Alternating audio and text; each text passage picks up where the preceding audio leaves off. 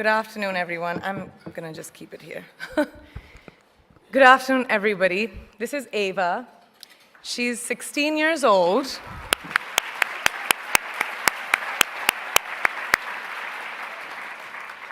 An age where girls should be enjoying their innocence and joys of their youth. But she, at such a tender age, understands the importance of being a voice for her peers, an advocate for young girls and women around the world who may not have the opportunities that us sitting over here have. So receiving this honor from a hero like her makes this so much more exceptional. So thank you.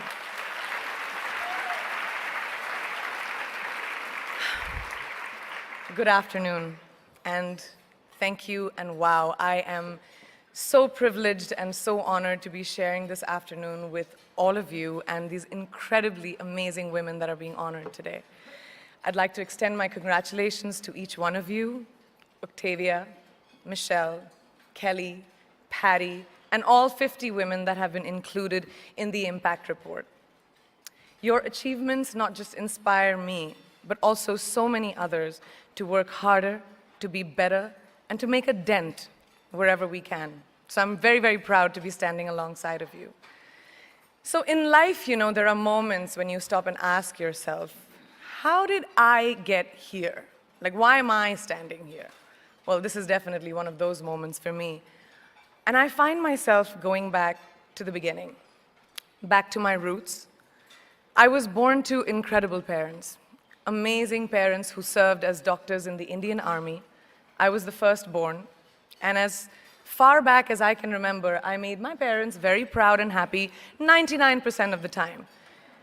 Okay, slight exaggerations of personal achievements are allowed from time to time, don't you think? My brother was born a few years later, and even then, nothing changed for me.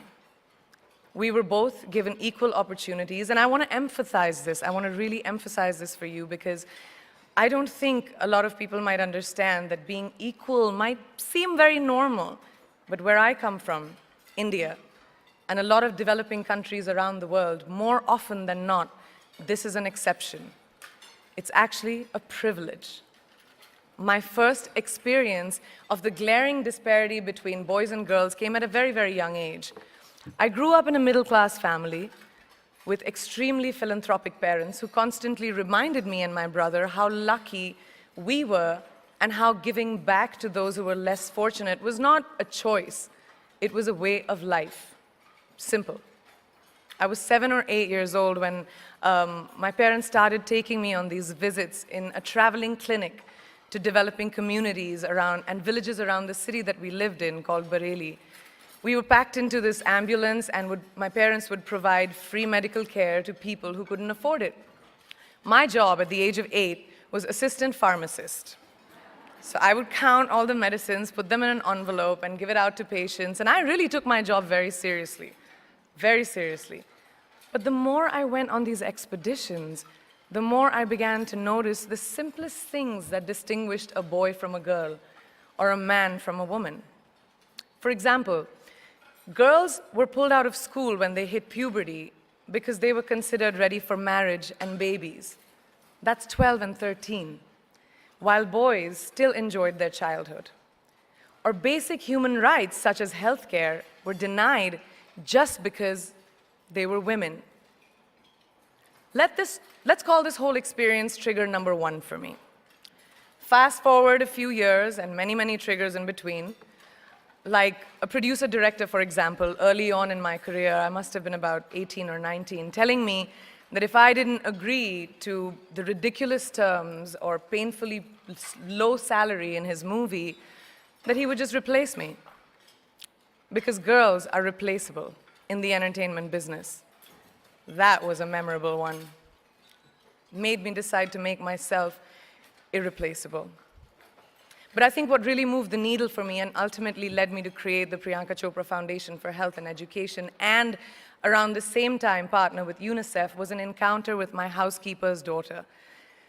About 12 years ago, I came home from set early one day, and she was sitting in my library reading a book. And she must have been 8 or 9 years old, and I knew she loved reading.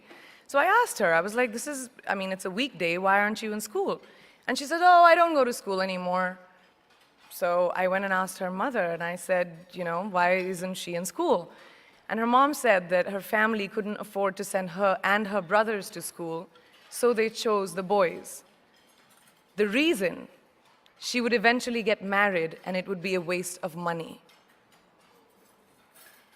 I was completely blown, and it shook me to my core. Eventually, I decided to cover the cost of her education so that she could continue to learn, because education is a basic human right.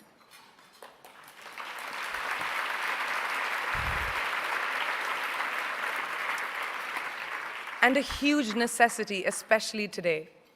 From that point on, I was determined to make a difference in as many children's lives as I could, in whatever big or small way that I could contribute.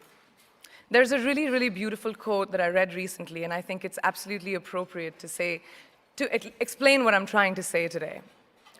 The hand that rocks the cradle, the procreator, the mother of tomorrow, a woman shapes the destiny of civilization.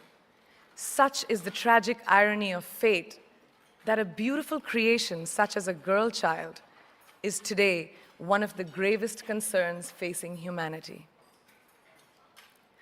Girls have the power to change the world. It is a fact, and yet today, girls are more likely than boys never to set foot in a classroom, despite of all the efforts and progress made over the last 2 decades.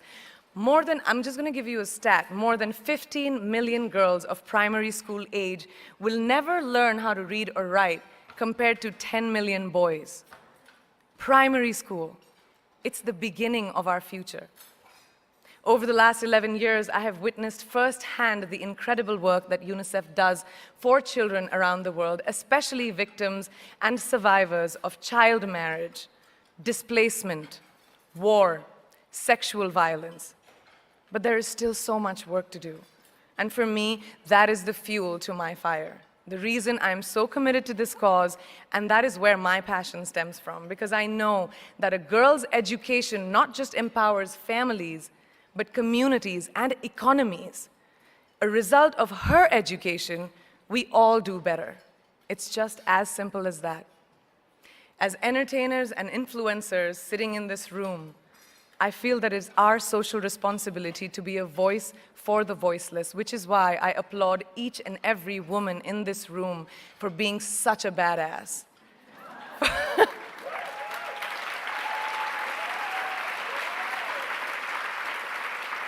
For using your platform and your voice to contribute to change, and for ensuring that there is not even one lost generation as long as we are alive.